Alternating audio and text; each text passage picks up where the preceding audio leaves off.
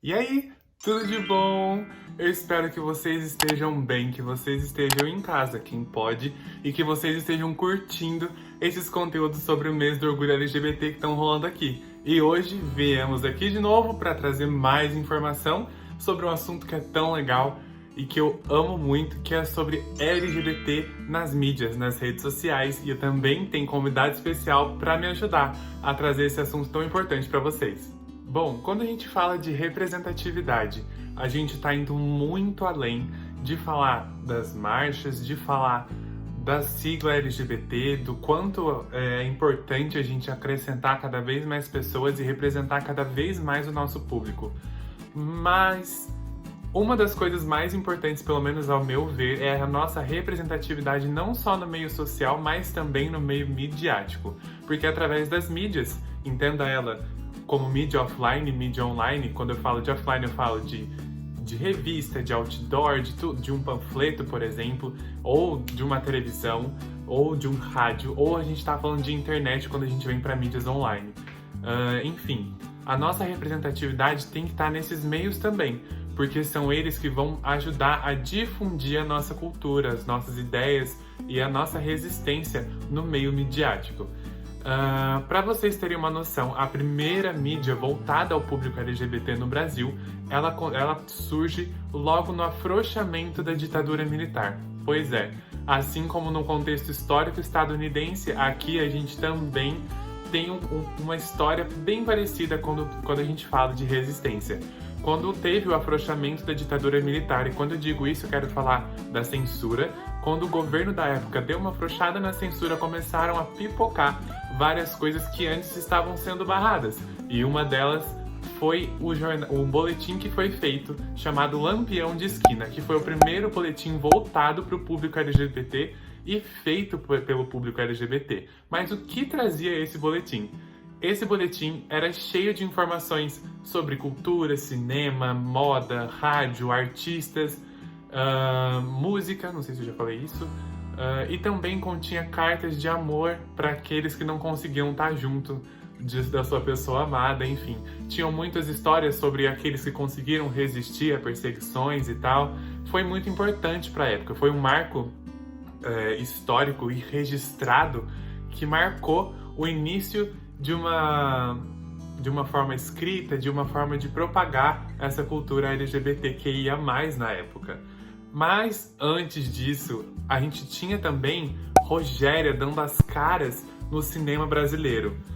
Vou deixar aqui o nome do filme que eu não tô lembrando agora, mas ela fez um filme um pouco antes do lançamento do Lampião de Esquina. A gente também tem mais pra frente Roberta Close também dando visibilidade à cultura trans, só que a Roberta Close foi um alvo de curiosidade também. Ela gerou um boom no Brasil acho que de curiosidade é uma palavra boa, porque ela começou a estampar várias revistas por ser uma mulher trans que não parecia trans. O que é errado, porque mulher é mulher, independente de qualquer padrão. Enfim, Roberta estampou a capa da Playboy, por exemplo, em 2 edições ela teve presente na Playboy. Roberta desfilou pro Thierry Mugler também. Enfim, ela começou a ressignificar essas vidas que estavam sendo marginalizadas na época. Eu, particularmente, acho um pouco problemático, acho representativo, mas um pouco problemático, porque por várias vezes o corpo da Roberta foi estigmatizado. E não é isso que a gente quer. Representatividade vai muito além da gente gerar curiosidade no outro. Vai da gente poder ser quem a gente é, porque a gente é assim. E que isso deve estar presente nas coisas, porque a gente está na sociedade e a gente existe.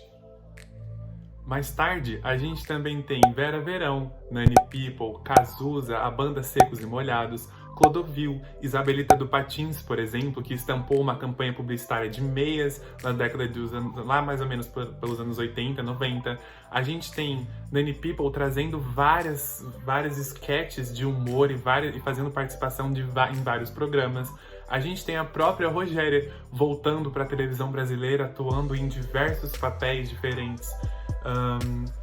Aí, mais pra frente, a gente tem ainda Pablo Vittar, a gente tem Glória Groove, a gente tem Penélope Jean, a gente tem Rita Von Hunt, a gente tem Ícaro Kadoshi, a gente tem o programa Drag Me As a Queen, por exemplo, que é muito legal e que traz essa representatividade. A gente tem essas queens famosas de agora, estampando e protagonizando campanhas publicitárias das marcas de maquiagem. Sim, isso é representatividade, a gente está consumindo aquilo.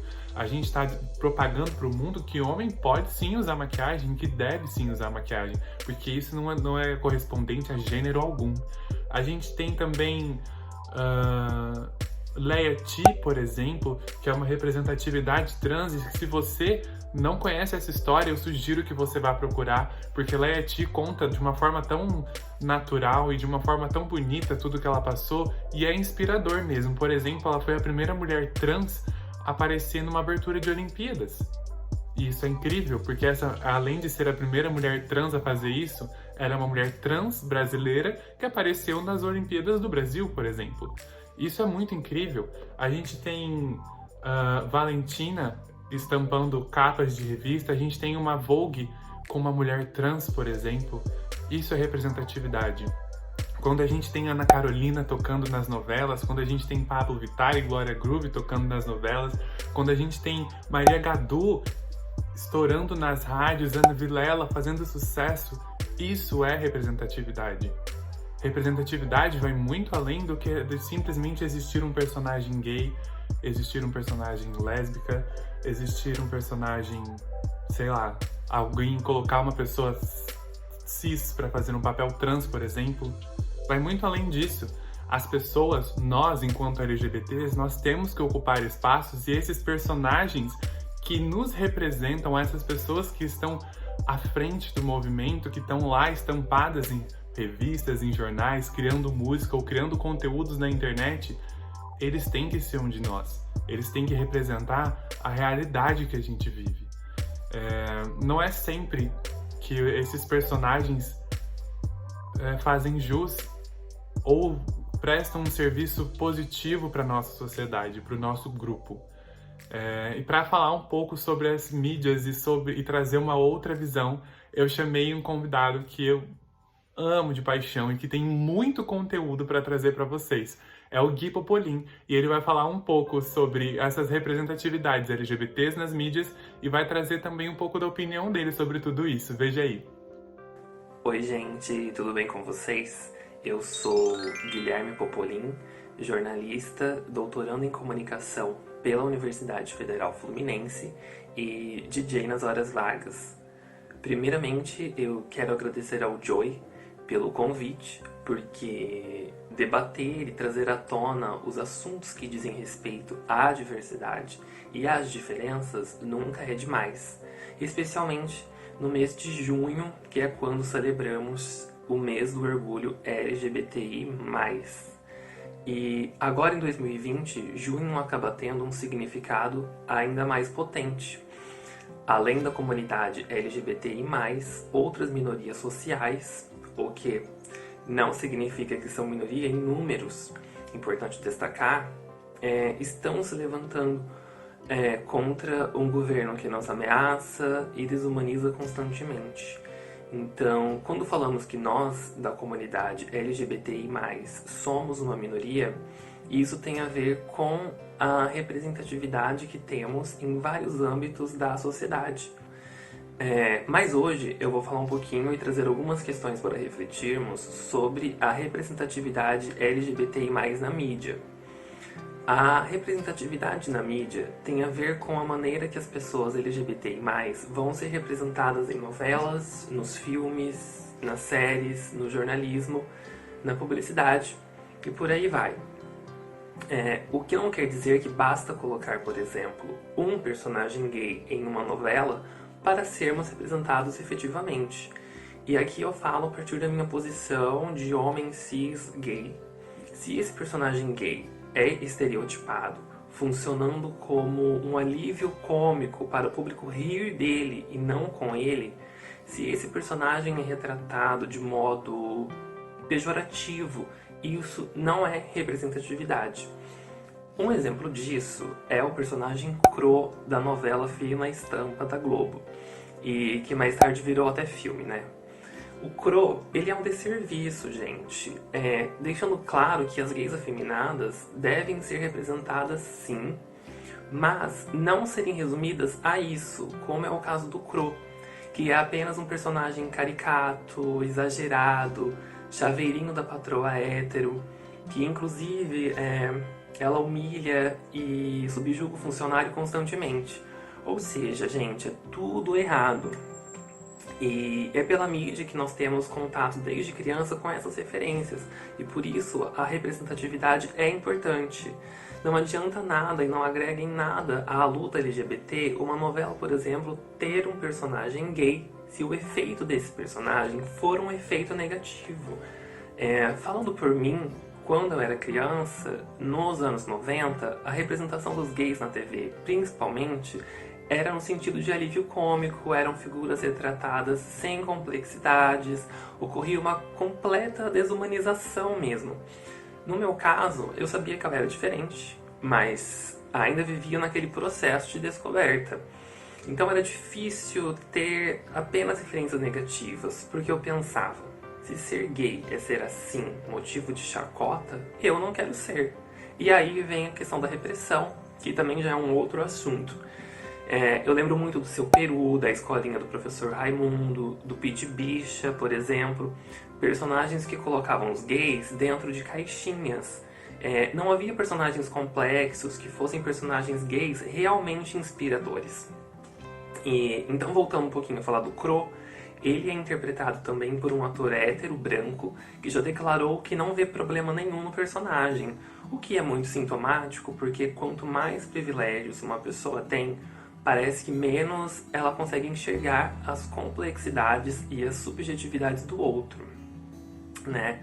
É por isso também que uma das lutas do movimento LGBTI+, é conseguir que personagens trans e travestis sejam interpretadas por pessoas que são trans e travestis. Essa parcela da nossa comunidade vive historicamente à margem, com um acesso restrito à educação. A expectativa de vida das pessoas trans no Brasil é de 35 anos, então são pessoas que possuem uma grande dificuldade em adentrar o mercado de trabalho formal. Então, já que um produto midiático vai ter uma personagem trans, por que não dar essa oportunidade para uma pessoa trans ou travesti interpretá-la? Para que, então, essa representatividade ela seja uma representatividade mais concreta. Ou seja, será que o filme, a novela, a série tem um interesse em utilizar a causa e a personagem apenas para dizer que apoia a diversidade ou somente para polemizar? Então, todas nós, todos e todes precisam prestar atenção nesse tipo de produto cultural, nos produtos culturais que consumimos. Afinal, nosso Pink Money é suado e não podemos dar ele para qualquer um. E não dá pra falar de representatividade LGBTI+, na mídia, sem falar da prática do queerbaiting, que é uma estratégia midiática criada para garantir a atenção tanto de pessoas heteronormativas quanto da população LGBTI+. Ou seja, quanto mais gente assistindo, mais lucro para a empresa que produz a novela, o filme, a série. O queerbaiting, ele aparece quando há uma tensão romântica ou sexual entre personagens do mesmo gênero, mas essa tensão fica apenas implícita, ou seja, nunca vai rolar uma declaração, um beijo ou qualquer demonstração de carinho mais explícita. Assim, as pessoas imersas numa cultura heteronormativa não conseguem notar essa tensão por conta das referências e vivências que elas tiveram. Então elas acabam achando que esses personagens são apenas amigos.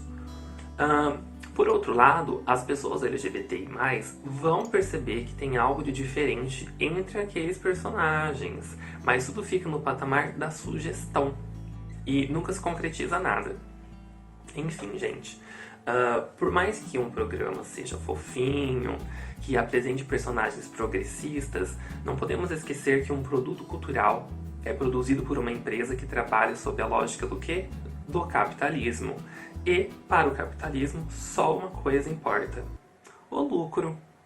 Então o queerbaiting aparece como mais uma forma das empresas de mídia garantirem que vão receber o dinheiro das pessoas LGBTI+, sem oferecer uma representatividade efetiva. Entre outros motivos, é por isso que, para mim, a luta LGBTI+, só vai ser realmente emancipadora se ela for uma luta também anticapitalista. Mas isso é um outro assunto, que pode gerar um outro vídeo, mas fica aqui a provocação e reflexão. Não tem como falar de mídia, né, hoje em dia, não falar da internet. O fato de você estar assistindo esse vídeo sobre esse tema, que dificilmente seria um tema debatido na TV ou em jornais, diz muito sobre a importância da internet para a comunidade LGBT e para os movimentos sociais em geral. Grupos que têm, né, um espaço muito reduzido nos meios de comunicação tradicionais. Sem contar que aqui nós podemos contar nossas histórias, conversar com mais flexibilidade. E foi graças à internet nos últimos anos que nós vimos aparecer uma representatividade realmente diversa com youtubers e artistas LGBTI+. O YouTube tem alguns dados bem interessantes nesse sentido. De acordo com uma pesquisa da plataforma, 95% das pessoas entrevistadas encaram o YouTube como uma janela para descobrir culturas e realidades diferentes. 81% das pessoas entrevistadas já aprendeu coisas novas ou mudou de opinião. E dos 114 milhões de pessoas conectadas ao YouTube mensalmente, 39% consomem conteúdos relacionados ao movimento LGBTI+. Então, não dá pra negar o impacto e a importância da internet e do YouTube. Mas, mais uma vez, eu quero deixar uma reflexão aqui. Apesar de tudo, o YouTube não deixa de ser uma empresa que tem como objetivo principal o quê?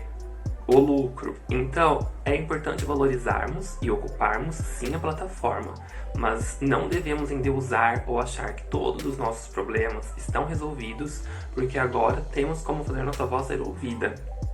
Sem contar os inúmeros canais que propagam preconceito, LGBTfobia e desinformação que o YouTube deixa no ar. Ou seja, interessa para a empresa oferecer o maior número de conteúdos possível para assim ter mais gente acessando e gerando lucro.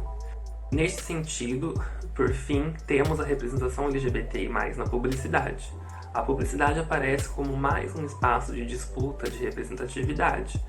Todo mundo deve ter uma noção do quanto as propagandas comerciais impactam o nosso imaginário, principalmente na infância. É importante que as peças publicitárias retratem pessoas LGBTI+, e suas famílias, e com isso utilizem o seu poder de formador de opinião para naturalizar as diferenças. Inclusive, cuidado com pegadinhas, gente. Se a empresa vier com essa de somos todos humanos, desconfie. Afinal, somos todos humanos até que ponto? Esse tipo de discurso é muito utilizado para parecer que as empresas ou pessoas se importam, mas dizer somos todos humanos é silenciar lutas urgentes, como a nossa do movimento LGBT, pois dá uma falsa sensação de igualdade, uma vez que na realidade as pessoas ainda são tratadas de modo diferente por conta de suas orientações sexuais e identidade de gênero. Então, muitas inclusive são assassinadas por conta destes fatores. Quantos héteros são assassinados por serem héteros? Somos tratados iguais como humanos? Eu acho que não. Eu concordo com tudo que o Gui falou e eu faço dele as minhas palavras e agradeço imensamente por você ter participado do vídeo. Foi incrível tudo que você disse. Eu espero que as pessoas realmente comecem a repensar a forma de nos enxergar nos espaços midiáticos, tá bom? Então fica aí a minha reflexão e já já eu volto com outro vídeo, com outro convidado, pra gente poder discutir mais assuntos, tá bom? Se cuida, fica em casa e lembre sempre, seja representativo no meio onde você está.